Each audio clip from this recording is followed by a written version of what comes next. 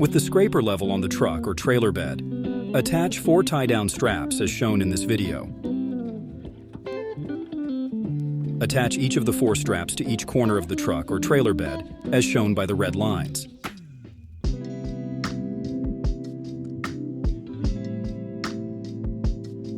With the scraper level on the truck or trailer bed, attach 4 tie-down straps to the tie-down bolts on the machine.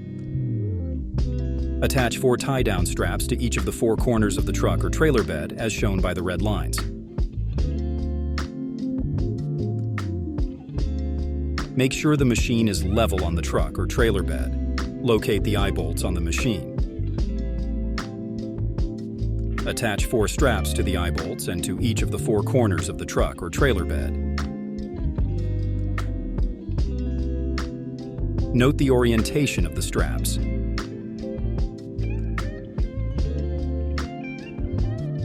Locate the strap tie-down locations on the machine. Attach 1 strap to each tie-down to the corners of the truck or trailer bed from the front of the machine.